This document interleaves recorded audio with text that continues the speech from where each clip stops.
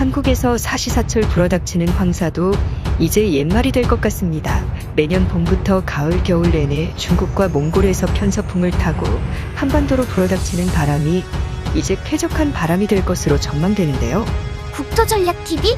미국 블룸버그 통신에서는 최근 한국이 개발 중인 핵융합 에너지를 주목하고 있습니다. 이 기술은 지구 전체를 테라포밍할 수 있는 획기적인 기술로 분류되는데 빠르면 5년 안에 핵융합 에너지 기술이 상용화될 수 있을 것으로 관측되고 있는 상황입니다. 블룸버그 통신에서는 핵융합 에너지 기술이 상용화될 경우 가장 기대되는 분야는 해수 담수화 기술이라고 보도하고 있습니다. 바닷물을 먹을 수 있는 물, 식물이 자랄 수 있는 물로 거의 무제한으로 쓸 수 있는 것입니다. 핵융합 에너지 생산 기술은 수소를 사용한 전기 에너지 생산 기술인데 사실상의 무한 전기 에너지 생산이 가능해서 인류가 꿈꿔온 꿈의 에너지로 평가받는 상황입니다. 만약에 이 기술이 상용화되면 무한 전기를 활용하여 무한한 해수 담수화를 통해 지구를 사실상 인류가 원하는 모습으로 바꿔놓을 수 있는 상황입니다. 사실상의 테라포밍이 지구상에 실현되어 핵융합 에너지 기술 도입은 인류 역사상 거대한 특이점으로 작용할 것으로 기대되고 있습니다. 놀라운 점은 꿈만 같았던 이 기술이 한국으로 인해 실현이 거의 빠르면 5년 안에 도입될 수 있다는 점입니다. 현재 한국은 서쪽의 거대한 건조지대인 타클라마칸 사막, 몽골의 고비 사막, 중국의 황토고원에서 사시사철 편서풍이 불어와 한국엔 여름을 제외한 모든 계절이 하늘이 뿌연 대기 환경을 갖고 있습니다. 거기에 더해 중국의 공업화로 미세먼지까지 합쳐지면서 그야말로 한반도는 세계 최악의 대기오염지대의 오명을 안고 살아가고 있는데요. 만약 몽골의 고비사막지대 대신 촉촉한 숲으로 밀린 지대와 또 사막 대신 호수가 위치하게 된다면 한반도에는 사시사철 습인하고 쾌적한 바람이 불어올 것은 자명한 사실입니다. 그런데 이러한 꿈만 같은 일이 핵융합 에너지 기술의 도입으로 현실화될 가능성이 높아지고 있습니다. 바로 중국 산해관에서 바닷물을 취수하고 담수화를 하여 파이프를 몽골 고비 사막에 연결하면 고비 사막지대를 거대한 호수와 숲으로 가꿀 수 있게 되는 상황이 만들어질 수 있습니다. 블룸버그 통신은 이러한 기술을 테라포밍 기술이라고 언급하며 핵융합 에너지 생산 기술은 지구의 많은 풍경을 바꿔놓을 것으로 전망하고 있습니다. 이러한 핵융합 에너지 기술은 동북아시아의 지정학도 크게 바꿔놓을 것으로 전망합니다. 만약 몽골이 해수 담수화를 위해 파이프를 개설할 경우 중국 산해관까지 이어지는 회랑이 필요한 상황입니다. 몽골이 담수화할 바닷물을 취수할 수 있는 회랑이 만들어져야만 몽골 사막지대를 숲과 호수로 바꿔놓을 프로젝트가 가능하다는 것입니다. 현재 몽골은 마치 한반도처럼 남과 북으로 분단되어 중국의 내몽골 자치구와 현재 몽골공화국이 남북으로 나뉘어진 상황이지만 만약 두 지역이 통일이 이루어지고 만주 지방이 분리독립하게 될 경우 몽골은 그동안 답답한 내륙국가에서 서해바다와 연결되는 해양국가로서 재탄생이 가능해질 것으로 관측됩니다. 이러한 지정학의 변동사항은 몽골뿐 아니라 에티오피아, 아프가니스탄 등 자연환경이 열악한 내륙국가에서 큰 변화가 있을 것으로 예측됩니다. 세계 핵융합 에너지의 도입은 최근 러시아의 우크라이나 침공 사태 이후 핵융합 에너지 기술 사용이 가능할 국가와 또 그렇지 못하고 퇴보할 국가들로 점점 양분되고 있습니다. 우크라이나 사태 직후 유럽 등 서방 진영 국가들은 화석연료의 사용 비중을 낮추고 친환경 에너지, 자동차까지 전기로 돌아가는 사회를 구축하기 위해 노력을 기울이고 있습니다.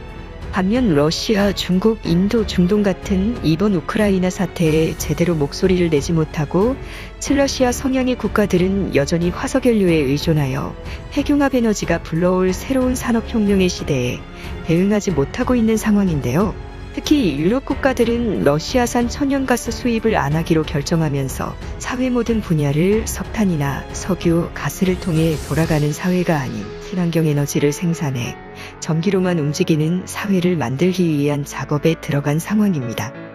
지금 전 세계가 전기자동차, 수소자동차, 그리고 각종 스마트 사회로 도입하고 있는 이유가 바로 이러한 핵융합 무한전기 에너지 시대의 돌입을 예고하고 있기 때문인데요.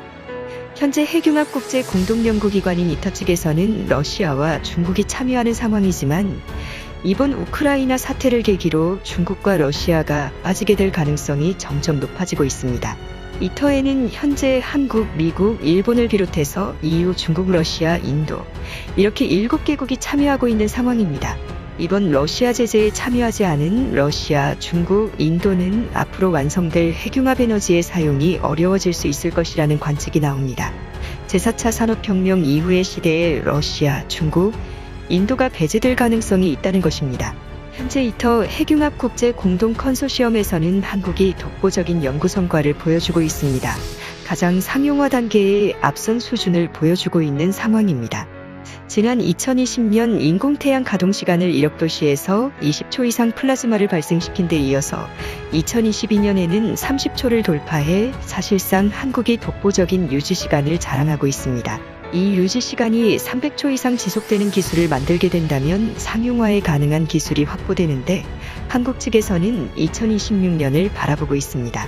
한편 중국 측에서는 7천만 도의 상태에서 플라즈마를 1056초 동안 유지하는 데 성공했다고 대서특필에 세계적인 충격을 줬으나 전문가들은 이것은 진정한 핵융합이 아닌 눈속임, 즉 원자를 구성하는 전자, 이온 중 전자의 온도만 가열한 것일 뿐이며 진정한 핵융합은 현재 한국만이 독보적인 상황이라는 분석을 내놓고 있습니다. 이 때문에 한국이 중국 측의 기술을 빼앗기지 않도록 주의를 기울여야 하며 핵융합 에너지 개발 기술을 인류의 차세대 산업으로 봐서 각종 특허 선점 등 대대적인 기술 투자가 이루어져야 한다는 분석을 내놓고 있습니다.